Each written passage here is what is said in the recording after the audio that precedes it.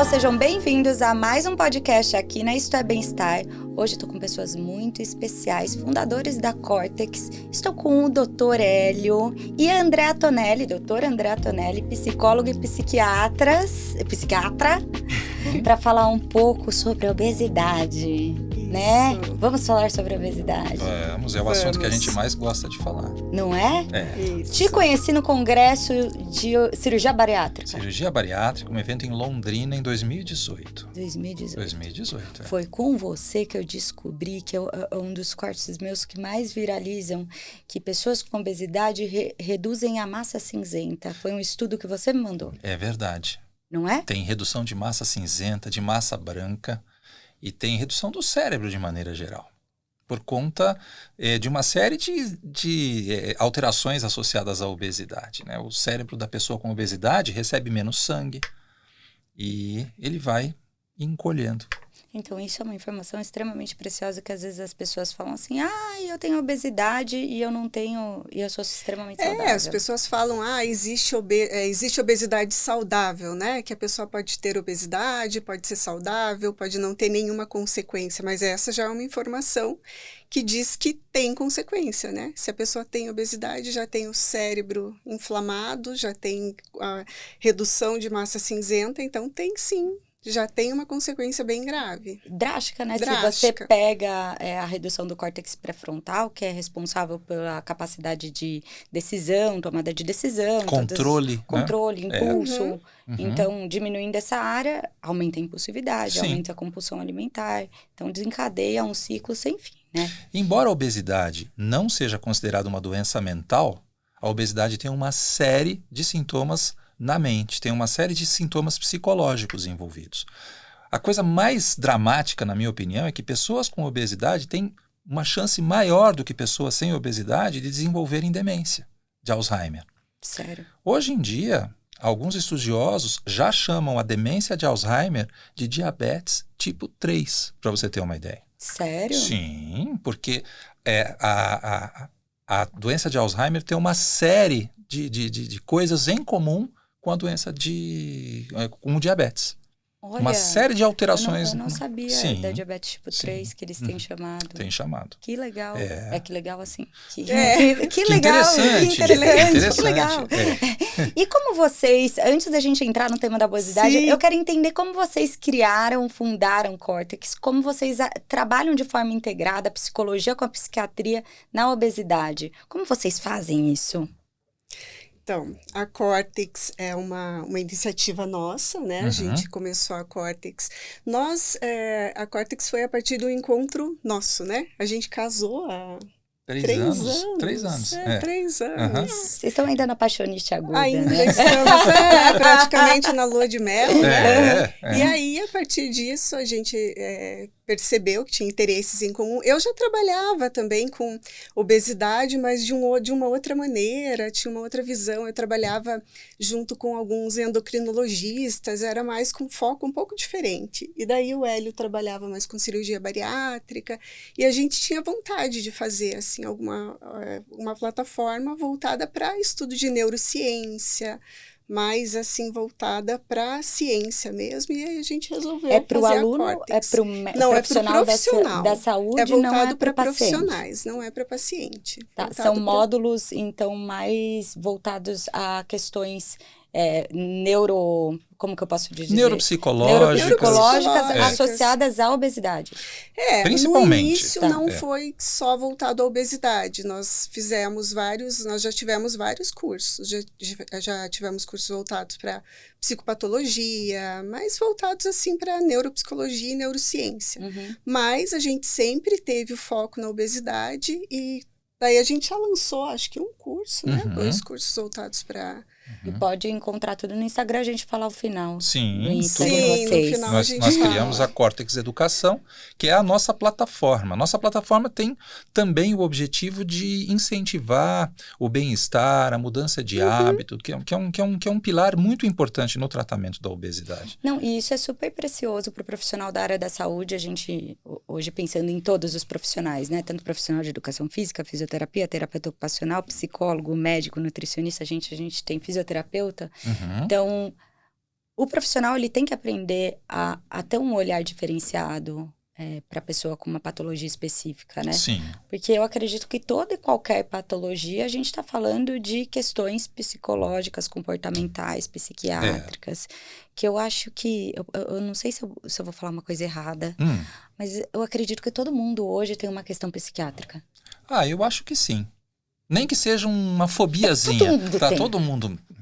Todo mundo tem. Todo mundo tem. E vocês hoje atendem juntos? Sim, nós temos pacientes em nós comum. temos pacientes em comum, atendemos juntos. Sim. E como que é esse tratamento, tanto da parte psiquiátrica quanto da parte psicológica na obesidade?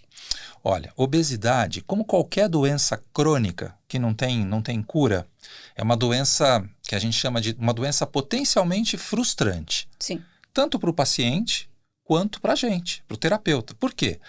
Como toda doença crônica, tem períodos em que a doença está evoluindo bem, está tranquila, evoluindo bem no sentido do tratamento, e tem as descompensações. Sim. O paciente para, desiste do tratamento, Acha interrompe, que está super bem. acha que está bem, e aí ganha peso novamente. E tratar de doença crônica é sempre muito, muito difícil. E a gente precisa encontrar razões para não ficar desanimado. E para não ficar desanimado com o paciente. Quando a gente fica desanimado com o paciente, a gente julga o paciente moralmente. A gente fala, eu acho que está faltando um pouco de força de vontade. E aí é que a gente foi estudar a mente das pessoas com obesidade. Por que falta? O que eles têm de diferente? E o que vocês encontraram?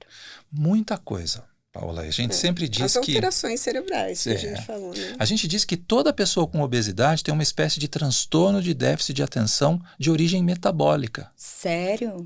Que interessante. Eles Agora são... eu vou falar que interessante, não vou falar mais que legal. Que legal, é complicado. Muito curioso, você pode falar. Muito curioso. Eles prestam atenção diferente nas coisas. Eles o hiperfoco perdem...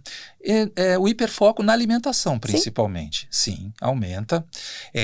Eles processam as imagens. Sabe aquele filminho que a gente tem na cabeça quando a gente lembra de alguma coisa? Quando as pessoas com obesidade lembram de comida, as imagens são muito mais coloridas, são muito mais interessantes, são muito mais atraentes do que para uma pessoa sem eles obesidade. São muito mais sensíveis às pistas alimentares, né? Sim. Então, se você falar para uma pessoa com obesidade, vamos no McDonald's hoje à noite, que eles adoram McDonald's, né? Claro, as cores, e fast food. As cores. Você já pega as cores, já chama um pouco a atenção. Mas né? a pessoa já vai ficar sonhando com McDonald's. Né? Já vai ficar então, sonhando e não vai conseguir pensar em outra coisa. Aquela informação fica na cabeça, vai tomar uma proporção muito atrapalhando a atenção. Então, isso a gente chama de alimentação potencializada por pistas. É um fenômeno muito comum na obesidade. Nossa. E a gente fala tão pouco sobre isso, e eu acho que é tão importante quando nós falamos para a gente dizer para as pessoas e para os terapeutas, ali é diferente. Não é a mesma coisa. Você não pode lidar com uma pessoa com obesidade da mesma forma que você lida com uma pessoa sem obesidade. Sim. E daí como que entra a sua parte na parte terapêutica? Entra principalmente porque o principal ponto, né, a principal dificuldade de todo mundo, você estava falando, de um médico, de um nutricionista, de um profissional de educação física, qual que é o principal ponto de dificuldade? É o comportamento, Sim, né? E a motivação, né? Porque a pessoa ela pode ter a melhor dieta do mundo, ela pode ter o melhor treinador do mundo, ela pode ter a melhor academia do mundo disponível. Se ela não tiver o fator comportamento, se ela não fizer o que precisa ser feito, né, não vai adiantar nada. Não tem como ela, não adianta ela ter uma academia no quintal de casa, a melhor academia mais linda do mundo. Então, o psicólogo entra com esse trabalho de mudança de comportamento. Motivacional. Motivacional, de fazer, de implementar, de ver em que fase de mudança, se a pessoa tem consciência, né? Porque isso também é importante, a gente saber se a pessoa tem consciência de que ela precisa mudar. Porque tem muita gente que acha que... modelo pré-histórico de Prochaska, né? Isso mesmo. Que se a pessoa ainda está lá na fase da pré-contemplação, que a gente fala, né? Que ela acha que nem precisa mudar ainda, então aí você precisa trabalhar. Aí é o trabalho de conscientização, que é quem fala que a obesidade não é uma doença, que não é um problema, que tem muita gente que fala ainda, né? Sim, e é uma questão que eu trago muito, que eu falo que tem essas questões da pessoa se auto-sabotar, Uhum. Porque ela se livra de uma culpa, talvez, de um sentimento de culpa. Então, ela acaba se auto-sabotando, falando, mas eu tô fazendo tudo certo. Sim. Nem ela, às vezes, percebe o que ela tá fazendo. E, às vezes, de fato, ela tá tentando fazer tudo certo dentro das suas possibilidades. Uhum. Mas será que ela está fazendo o que deve? São coisas diferentes. E aí na psicologia, um princípio bem estabelecido é do automonitoramento, né? Que é justamente para pegar esse ponto. Porque a pessoa, se ela está fazendo tudo certo, mas o que é esse tudo?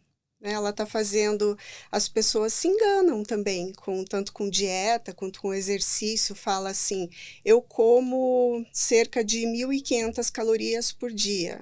Eu faço tudo certo, mas se você vai anotar tudo, se você vai colocar tudo isso no papel, em diário alimentar, tudo, você vai ver que de repente extrapola. E geralmente extrapola, né? Sim. As pessoas tendem a se auto-sabotar. Eu lembro que quando eu fiz meu doutorado com obesidade, aí a gente pedia foto dos pratos, né? Uhum. Eles faziam, juro pra você, eles colocavam um bolo de arroz pra cima, tiravam uma foto daqui de cima, ficava parecendo que era essa porção de arroz miniatura, mas na verdade o bolo era desse tamanho.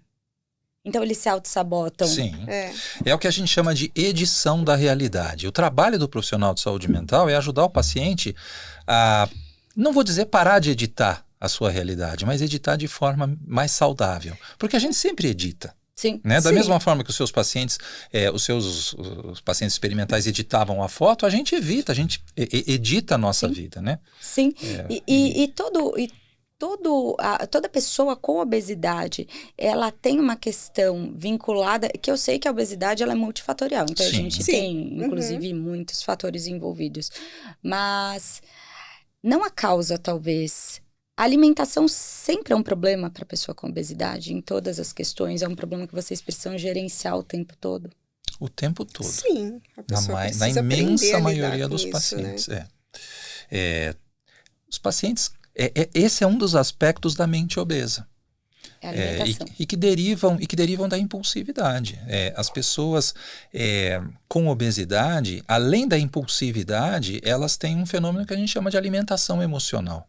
Uhum. Elas regulam emoções, particularmente as emoções desagradáveis, como raiva, ansiedade, tédio, com comida.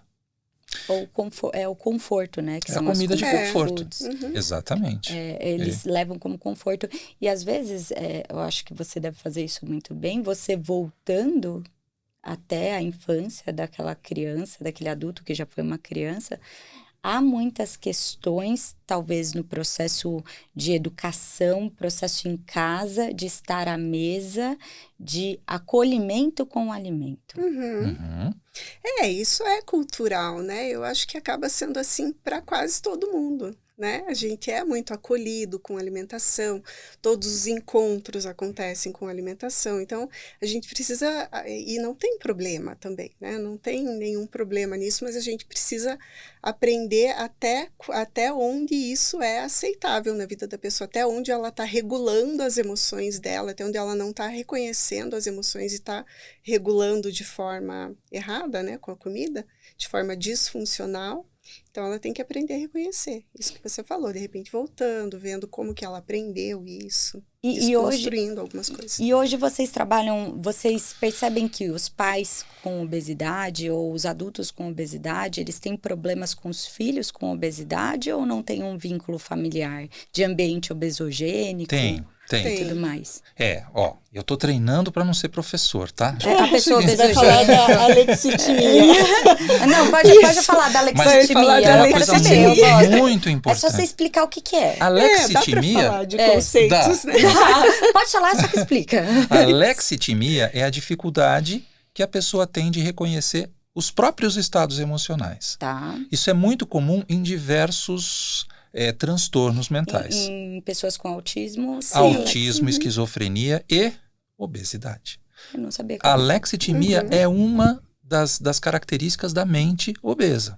Então, são pessoas que têm muita dificuldade em reconhecer os próprios estados emocionais. E não é só isso, eles confundem com fome.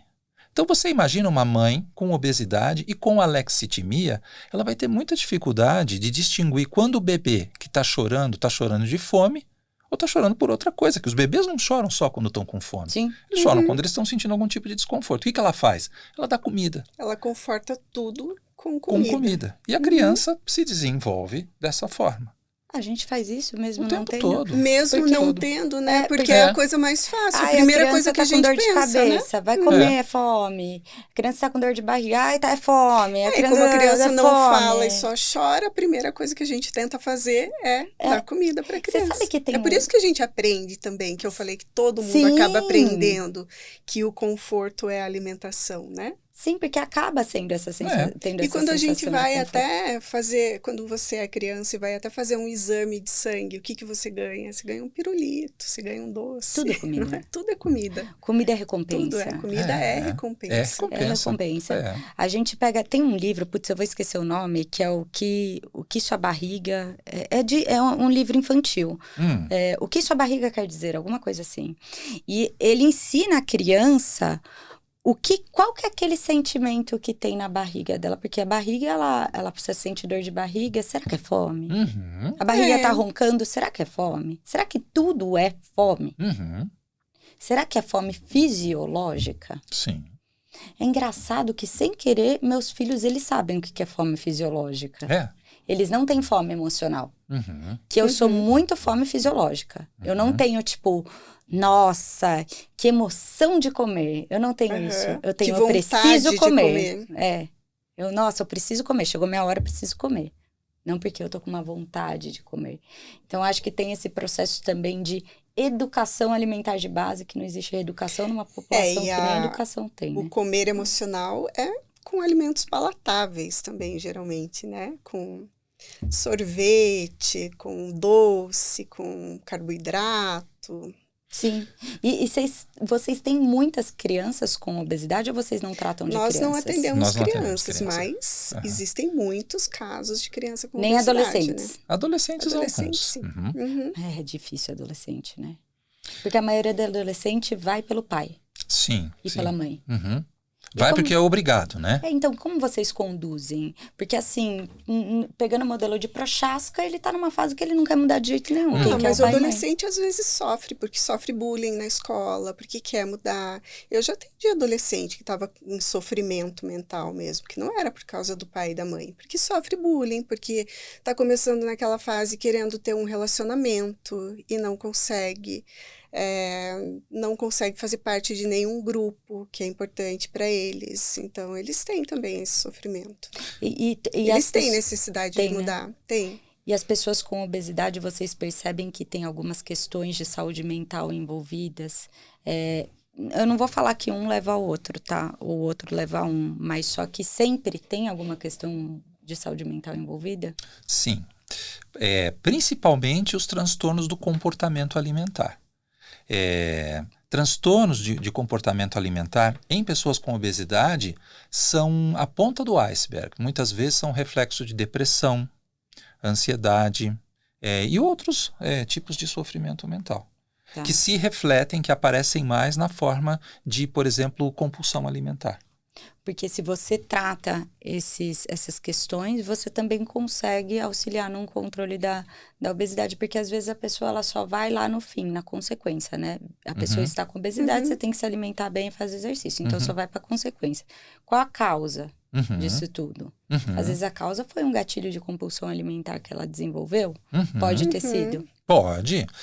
Existem alguns estudos, tem que cuidar pode do professor. Pode trazer os estudos, adoro estudos. Que mostram que, tanto na obesidade quanto nos transtornos de humor, existe uma chance muito grande dessas pessoas terem sofrido algum tipo de sofrimento, até mesmo abuso. Abuso é uma palavra tão complicada da gente usar hoje em dia, né? Mas de terem sido ou negligenciadas, de terem algum trauma de infância que marca o início tanto da obesidade quanto do transtorno de humor. Isso é comum. Não estou dizendo que todo mundo que sofre de obesidade foi abusado ou teve... É multifatorial. É multifatorial, mas é muito comum que você tenha uma história. Mas só que isso é fato. Eu quando eu fiz, que eu tive 3.000 pessoas com obesidade. Eu trabalhei com adolescentes e mulheres com obesidade.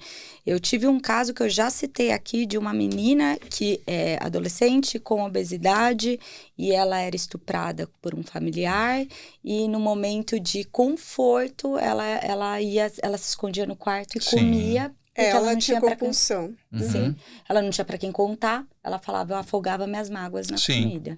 E eu já ouvi, não foi de uma ou de duas pacientes, mas de várias pacientes que muitas vezes, as pacientes que tiveram histórico de abuso, de que elas comiam para engordar e repelir os homens, né?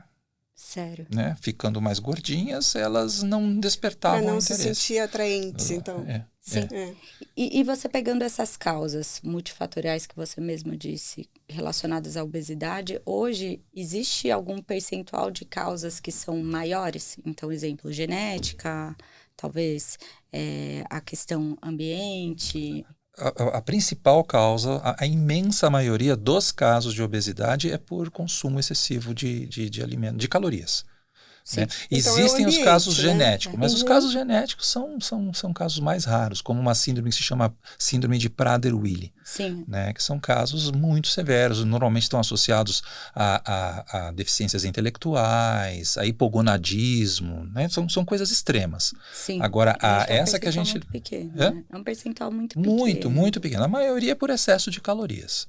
E o que vocês têm visto, pensando em estudos sobre até reprogramação fetal, que eu falo bastante disso, de pais com obesidade terem filhos com predisposição à obesidade.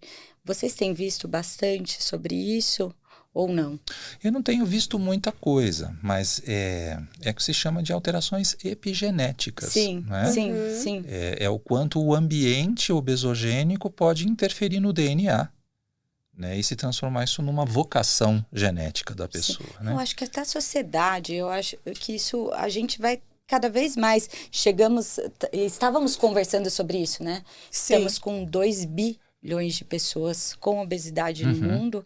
Então, eu acho que isso vai desencadeando até uma facilidade, tanto ambiental, quanto talvez do próprio organismo. Que também as pessoas têm tudo com muita facilidade hoje, né? Tem muito. Tudo, é muito fácil encontrar tudo no mercado, muito fácil, não precisa ir atrás de nada, né? Sim, e como vocês fazem hoje para incentivar a prática esportiva para a pessoa com obesidade? Nossa, isso é muito legal. Nossa, isso é muito legal e é muito difícil, né? É o mais difícil. O mais difícil. A primeira coisa, a gente tem que dar o exemplo. Tá. A gente acredita que tem que dar o exemplo. Eu acho que só sabe prescrever...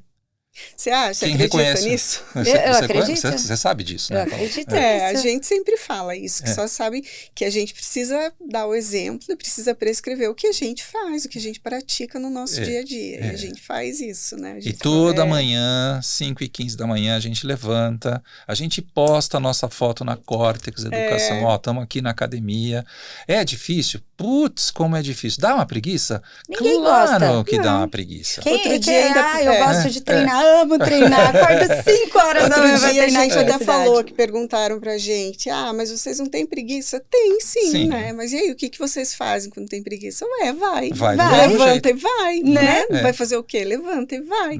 E aí a gente sempre fala que vai e nunca se arrepende de ter ido. Vai e depois é bom, né? Eu falo que tem uma coisa, você come um X-Bacon, você se arrepende depois. Você faz exercício, você fica feliz depois. Não tem como se arrepender depois. É isso aí. O que você se arrepende? Comendo X-Bacon. O que você se arrepende de fazer exercício? Você vai na força do ódio. E a você gente sai feliz. Estava falando de regulação emocional. Tem melhor regulador emocional do que o exercício físico? Não tem, né? Não tem melhor, Não né? tem melhor. E se a gente pega, é difícil porque... quando a gente pega pessoas com obesidade, eu acho que a maior barreira... Tem a barreira de vergonha da pessoa chegar na academia. Eu tenho vergonha de treinar na academia. E tem a barreira também de não conseguir. É uma coisa que eu falo muito para os meus pacientes com obesidade, e vocês provavelmente também, que eles têm que tentar fazer.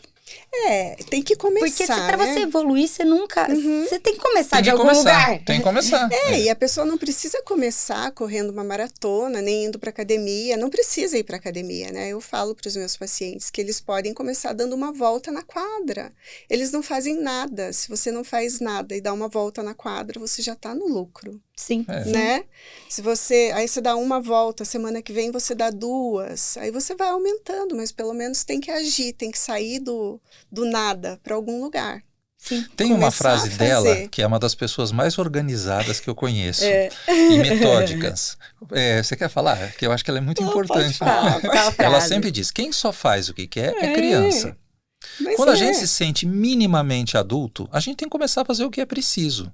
Sim. Fazer só o que se quer é virar escravo dos seus desejos. Sim. Quando você se liberta disso, você vira uma pessoa livre. A liberdade é você conseguir fazer o que é preciso, não só se fazer o que quer. E a atividade física é exatamente isso. Né? Você falar sim para você, né? Eu falo que a atividade física é uma forma de respeito com você mesmo. Com você mesmo.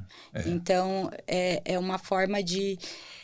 ninguém gosta de praticar exercício físico, é difícil. Eu falo que a maioria não gosta. Depois de um tempo a gente começa a gostar, né? Também. Mas você acorda com preguiça. Sim, sempre. Acorda quando tá frio, quando tá chovendo, né? Mas a gente não tem que fazer só o que a gente gosta. A gente faz várias coisas Curitiba, que a gente de não vez em gosta quando, na acorda. vida, né? Sim, e a gente não é condicionado a isso. E a gente poder escolher fazer o que a gente não gosta em nome de um resultado futuro, isso é legal, né? Sim. Isso traz liberdade pra gente, traz... Você poder escolher, porque não o ganho imediato, porque às vezes o ganho imediato é ficar na cama quentinha, ficar ali na cama, que tá com preguiça, eu vou ficar aqui 40 minutos, 1 hora a mais, mas o que você vai ganhar com isso? Sempre não ganha nada. Eu falo que sempre veja o seu dia como o último dia da sua vida.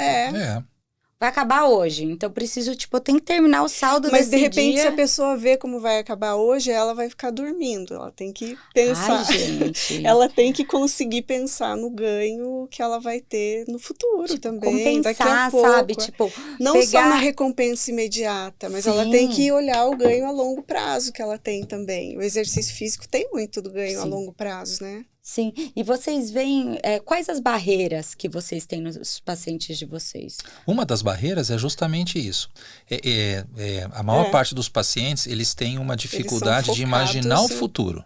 Eles têm diminuição de uma coisa que a gente chama cientificamente de desconto temporal, que é deixar de fazer uma coisa imediatamente prazerosa hoje, para ter um ganho legal amanhã, depois, daqui a um mês. É uma consequência da mente obesa. É mais um de ver a longo prazo. De ver a longo prazo. Eles são muito focados na recompensa imediata. E tem essa dificuldade de adiar a recompensa.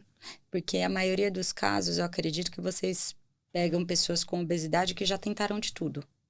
Muitas vezes. A maioria. Já fez tudo. A maioria. E todo mundo sabe o que precisa fazer, né? Também tem isso. Sim. A hora que a pessoa chega lá até você ou até nós, dificilmente a pessoa chega, eu não sei que eu tenho que comer menos, me exercitar mais, né? Então a pessoa já tentou, às vezes já conseguiu, já emagreceu, já engordou. E quando a gente diz para o paciente o que ele já sabe, ele vai embora. Ele vai embora. Então essa é mais... Porque ele quer uma coisa muito nova. Ele quer uma novidade. Ele quer uma novidade. ajuda, uma solução, né? E o nosso trabalho é descobrir como conversar com essas pessoas. Por isso que a gente quer fazer uma imersão na mente delas, para a gente conversar de igual para igual, para poder dizer o que ele não sabe. Que quando o paciente ouve aquilo que ele nunca ouviu, ele presta atenção na gente. Ele fala, putz, essa pessoa está dizendo algo que eu nunca ouvi. A imensa maioria dos nossos pacientes já foi no endocrinologista e falou, olha, se você não comer mais, não comer menos do que você é capaz de gastar, você vai engordar. Mas quem não sabe Estou ouvindo isso desde criança. Sim. Quem é que não sabe? E qual a conduta que vocês usam para conseguir trazer esse paciente para a mudança? Olha, se você explicar para o paciente tudo isso que a gente está falando, já é alguma coisa. Porque o paciente vai falar, nossa, finalmente alguém entende, alguém está me falando, está me explicando que a minha mente funciona de um jeito diferente. Quando eu falo que eu só penso em comida, de repente, né? Porque as pessoas chegam e falam, às vezes, eu só penso em comida. É verdade, eu só penso em comida porque tem uma explicação científica para eu só pensar em comida. E você consegue bloquear isso ou não? São trabalhos, ou é medicamentoso, são exercícios mentais? Como que faz? Então, farmacoterapia da obesidade é uma das coisas mais desafiadoras da ciência. Tem remédios que funcionam muito bem, mas a imensa maioria não funciona para todo mundo. Tem alguns pacientes que começam a responder bem a um remédio, mas depois param. É como se fosse um voo de galinha. Então, é sempre muito frustrante. Por quê? Porque a obesidade é um fenômeno extremamente complexo. A gente está muito longe de desenvolver um remédio para a obesidade. Muito longe. Né? Tem uma droga aí para sair agora, que o pessoal está esperando extremamente Sempre ansioso. tem. Sempre tem. Não vai resolver, porque é uma coisa que é um tiro numa região. Coisa muito mais. Como um remédio para... Agora vai ser um remédio novo que simula o efeito do exercício, você viu? Qual que é? Esse eu não vi. Eu depois te mando. Do exercício. Eu tava lendo sobre ele. Eu falei assim, gente, ele estimula a contração da musculatura. É. Falei, gente, tudo o povo faz pra ficar, tipo, pra não se movimentar. Pra virar cada vez mais E sedentário. você estimula Pra a ideia viver de que estado você vegetativo, Estimula a praticamente. ideia de que a pessoa pode pode ser continuar sedentária, fazendo né? só o que ela Isso. quer. Enquanto ela não começar a fazer o que precisa, não tem jeito. Isso Não é só contrair a musculatura. Não é só contrair. São todos esses benefícios que você acabou de falar. Sim.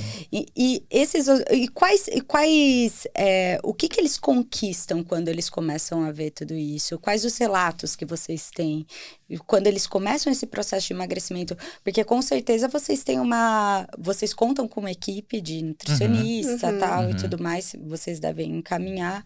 E essas conquistas, como que eles trazem para vocês pensando em benefícios de saúde mental?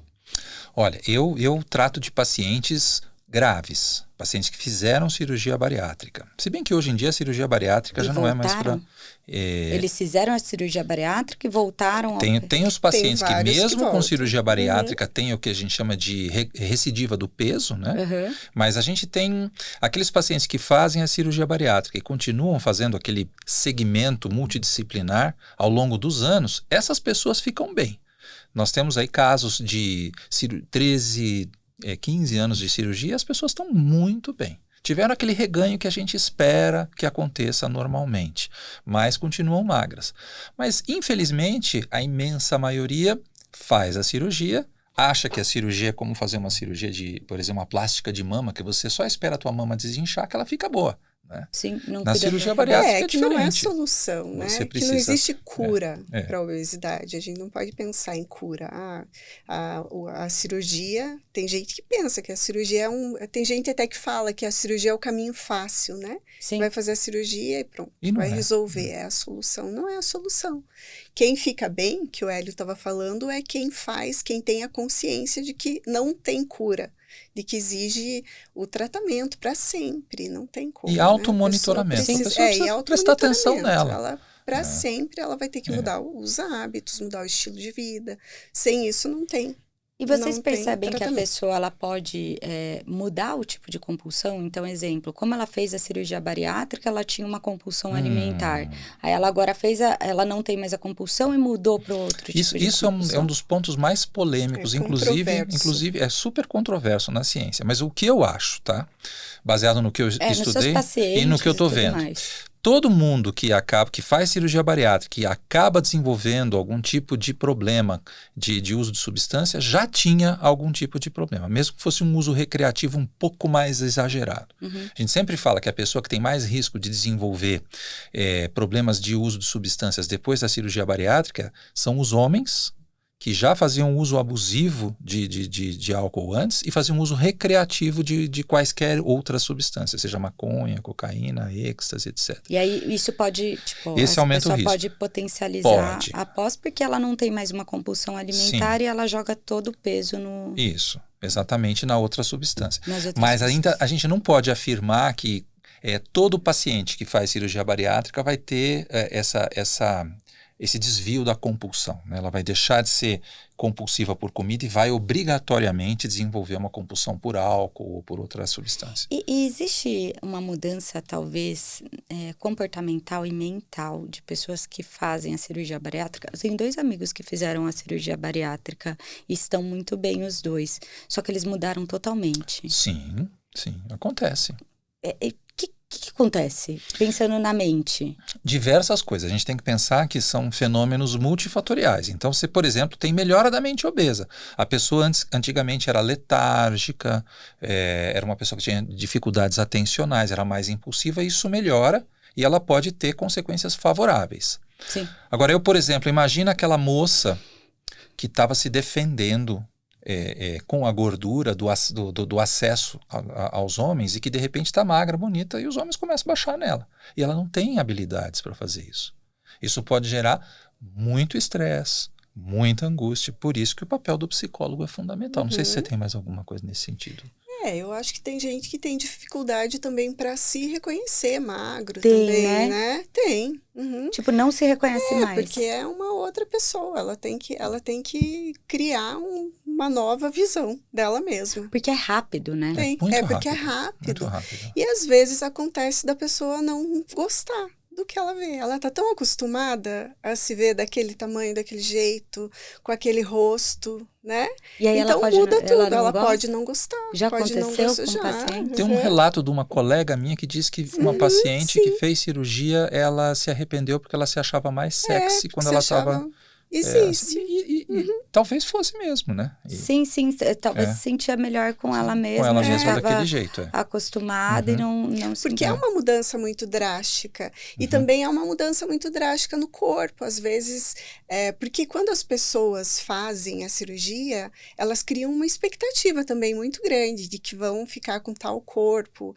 De repente, não levam em conta que vai ter flacidez, né?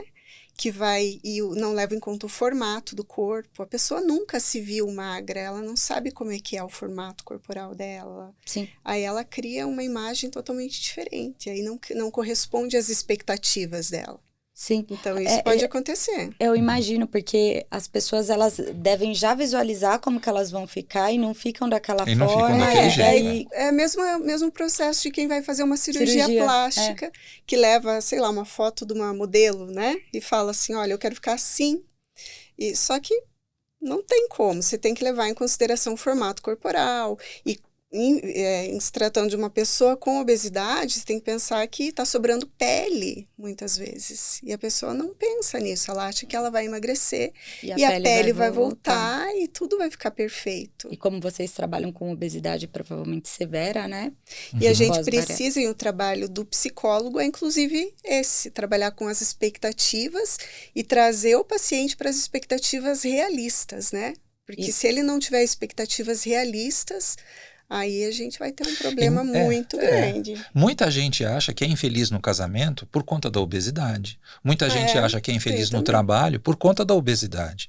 Perde peso e continua sendo infeliz no casamento. A obesidade não é o problema, não é a questão que vai resolver tudo na vida da pessoa. E os pacientes acreditam nisso, sabe? Eles chegam falando, quando eu emagrecer, quando eu perder esse peso, aí sim eu vou conquistar aquela pessoa, eu vou melhorar meu casamento, aí eu vou conseguir o trabalho que eu tanto quero. Aí emagrece, Só que emagrece consegue, não acontece nada. E aí se frustra. E aí engorda de novo. Engorda de novo, fica no efeito sanfona. E quais os pensamentos pré-estabelecidos que eles já chegam na maioria, assim? Talvez que um alimento seja culpado por todo o processo. Eles têm alguns pensamentos muito semelhantes? Geralmente, eles têm uma característica muito forte das pessoas com obesidade, é o pensamento polarizado, né? O tudo ou nada. Isso é uma característica muito forte, eles têm isso, mas você está falando assim da culpa. Com relação até pré-estabelecido, pensando em ambiente, que eu percebo que eles chegam... A culpa é de alguém. Também. E pensar que algum tipo de dieta vai funcionar, só se vocês passarem algum tipo de dieta e abordagem vai funcionar, porque às vezes a gente mostra que eles sabem o que tem que fazer. E não precisam fazer milhares de coisas.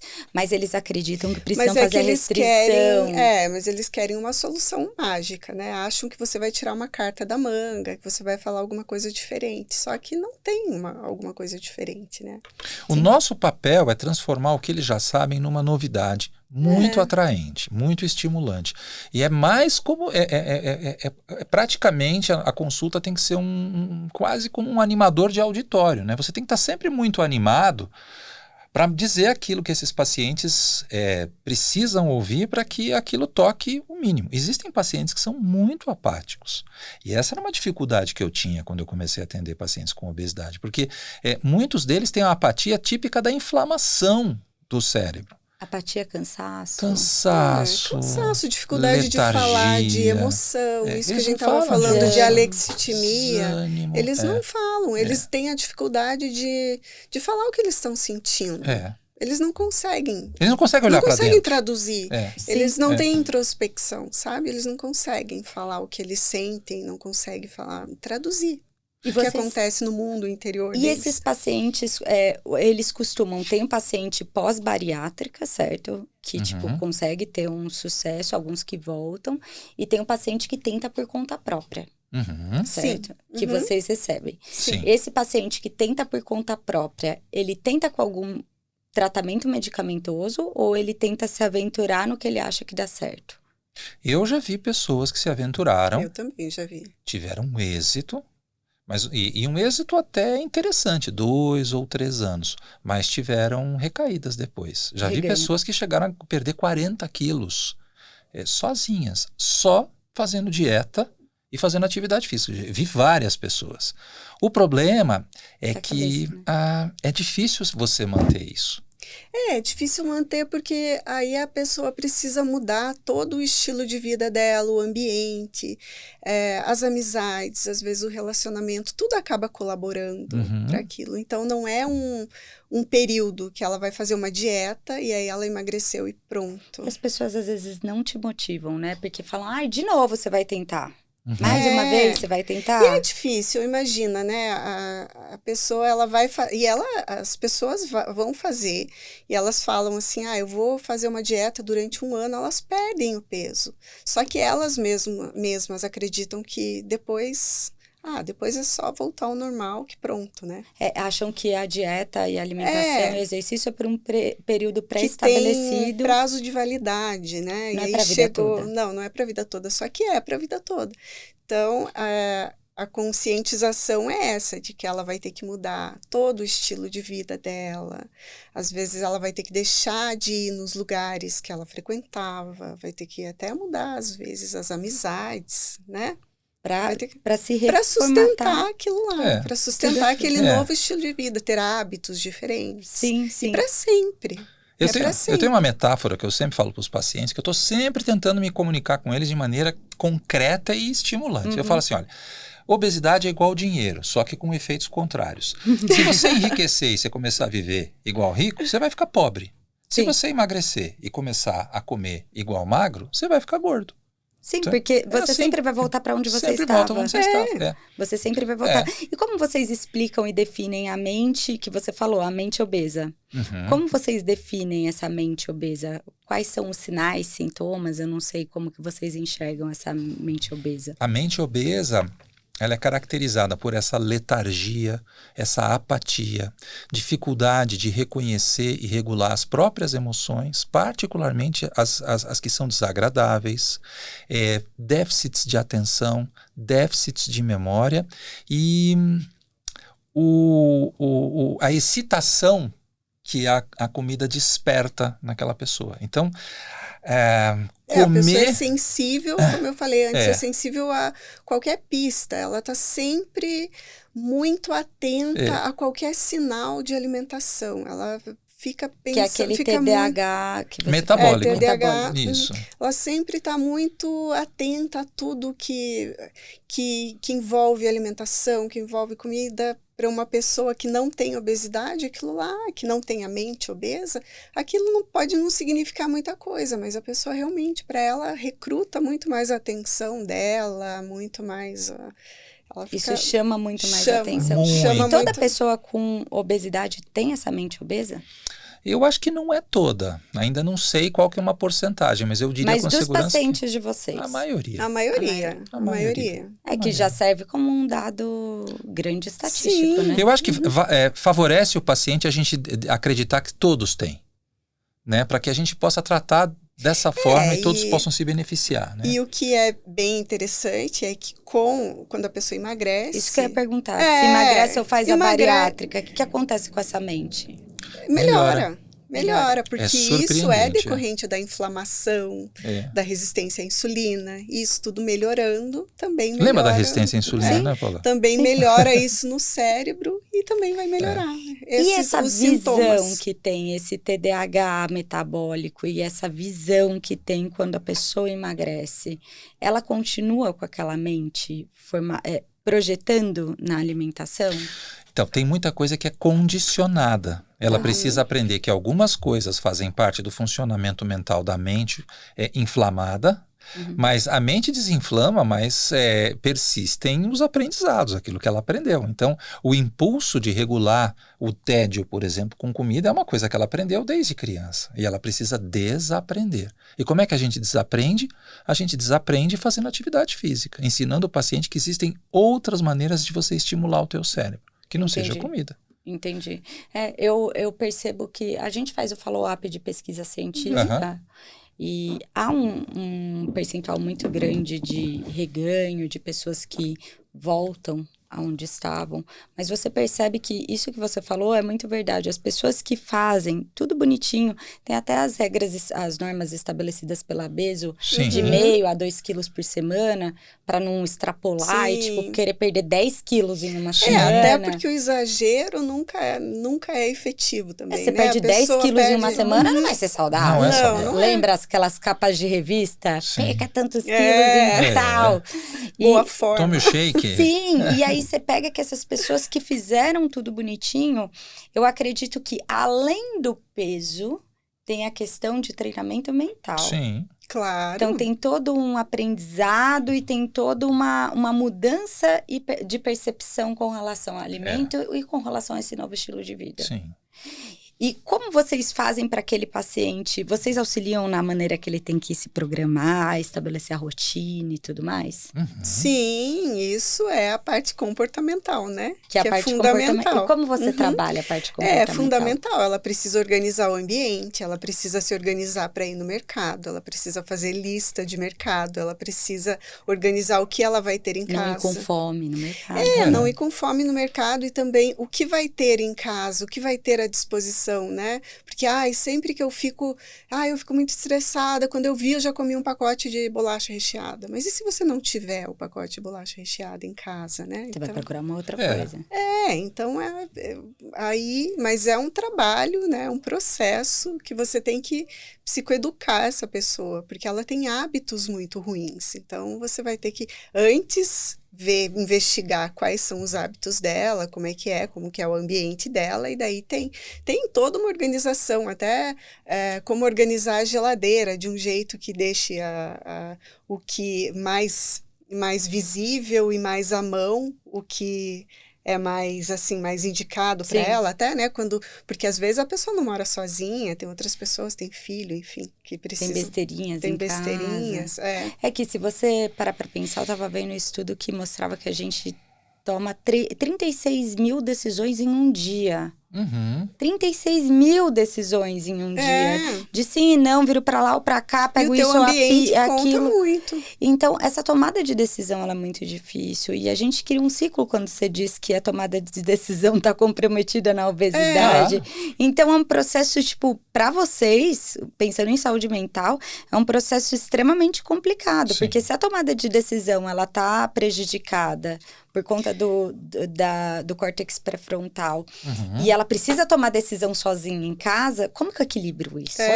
E tem também, aí tem algumas, a gente fala do automonitoramento, né? A pessoa você tem que conscientizar. Por que é importante, por exemplo, se pesar, ou, né, tem gente que fala, eu sou contra me pesar sempre, mas como que você vai controlar? Você precisa se pesar pelo menos uma vez por semana. Aí, cada vez que você vai se alimentar, você tem que se alimentar a hora que você estiver sentado na mesa, tem que ter horário, tem que ter... Então, tudo isso a gente passa para o paciente, faz parte do trabalho do psicólogo. Fora as emoções inconscientes, né? Eu estava pensando aqui que às vezes a gente precisa ensinar o paciente a olhar para a própria mente para ele entender que tem coisas que nem ele sabe por que deram vontade de comer. Tô pensando aqui, estava pensando num exemplo bem didático, né? Eu olhei aqui atrás, tem um livro sobre a Nova Zelândia, né? Sim. Então, vamos supor que eu sou um paciente com obesidade, eu olhei para aquele livro e lembrei que um dia eu estive na Nova Zelândia e comi o melhor bolo de chocolate da minha vida. Lembrei disso. Essa imagem fica na minha cabeça. Na mente obesa, ela fica trabalhando e fica como um ruído e que vai influenciar a minha tomada de decisão. Enquanto eu não parar para comer um pedaço de bolo de chocolate, eu não vou sossegar. Que é o que a gente chama de alimentação muito potencializada por pistas. É isso que acontece. Então a gente precisa ensinar o paciente uma coisa que nós chamamos de metacognição, que é olhar para a sua própria mente. Você tem que estar sempre se olhando, principalmente no começo. Mas e aí como que a pessoa vai fazer isso, né? Se ela não fizer, se ela não desenvolver essa autorregulação. A gente precisa desenvolver isso, e é através de diário alimentar. E também criando cenários, talvez, que possam acontecer e como lidar com esses cenários. Sim. É isso. Sim, porque... Mas ela tem que ser a partir desse trabalho bem comportamental mesmo, de registro, porque às vezes a pessoa não consegue de outra maneira, né? Se você deixa muito assim... sem registro nenhum, sem anotar nada, sem ela fazer esse automonitoramento, a pessoa não consegue. Tem até aquele diário do humor que você anota, qual é o seu estado de humor de acordo com a alimentação. E a gente falando nisso, pensando na mente obesa, que a pessoa tem essa alexitimia, tem a dificuldade de lidar com as emoções, então ela precisa entrar em contato com as emoções dela. Como que ela vai entrar em contato, né? Ela precisa perceber. A hora que ela deu vontade de comer alguma coisa, mas então deixa eu pensar o que aconteceu antes, o que eu estava pensando, o que eu estava sentindo. É um trabalho de estrutura, né? Trabalho de estrutura. O que eu percebo é que quando a pessoa ela tenta mudar, são pequenos ajustes. Porque o macro é muito, muito fácil de mudar. Tipo, preciso fazer exercício, preciso me alimentar bem. Agora, aquelas coisinhas, tipo aquele belisco no meio do dia, aquele padrão de sono que você deixou de fazer, aquela alimentação que você podia ter adiantado um pouco mais seu horário de almoço para não chegar morrendo de fome para comer. São pequenos ajustes que você faz durante o dia. Sabe aquele ajuste que muda muito? E que às vezes que é isso que a pessoa chega e fala, eu faço tudo certo, mas ela não está percebendo exatamente isso. O tudo certo é muito macro, né? Sim, e para fechar, que já passou tão rápido, gente. Passou rápido, né? Já passou tão rápido. E para fechar, eu queria entender quais são os erros mais comuns dos pacientes de vocês. Você pode dizer erros que eles cometem pensando talvez em tentar acertar, que eu falo que o erro nunca é tentando errar, é sempre tentando acertar, né?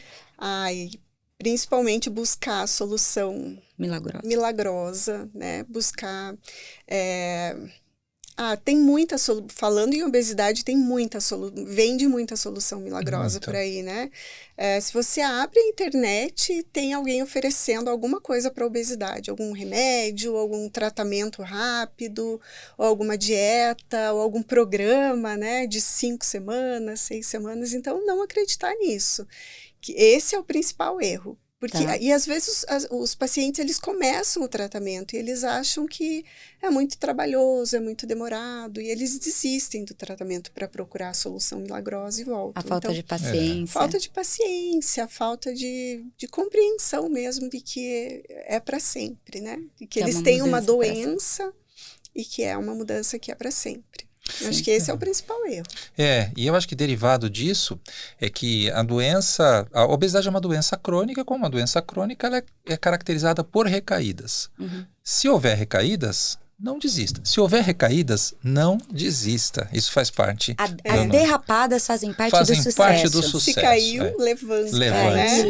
Continua. Se cair, tropicou, vai lá, dá risada, levanta, vai embora de novo. Não desiste.